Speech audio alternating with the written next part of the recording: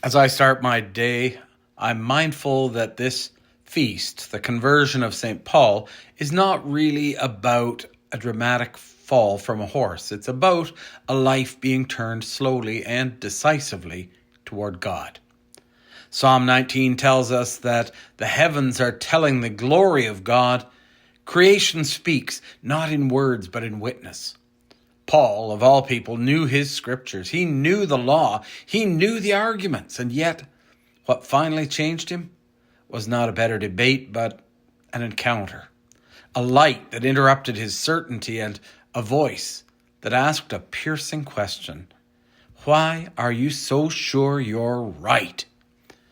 Isaiah reminds us today that God does not speak into emptiness or confusion for its own sake. God speaks to save. Turn to me and be saved, all the ends of the earth. Conversion in the biblical sense is not humiliation, it is reorientation. Turning from what once defined us toward what truly gives life. In Philippians, Paul looks back on his impeccable resume, his religious credentials, his certainty, his achievements, and calls them loss compared to knowing Christ. Not because they were evil, but because they weren't enough. They could not give him the life he was made for. Most of us will not be struck blind on a road, but we are converted in quieter ways.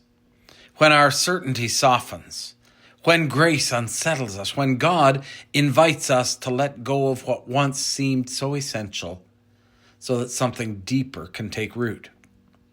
Conversion is not a single moment. It's a lifelong turning again and again toward the love that already knows our name.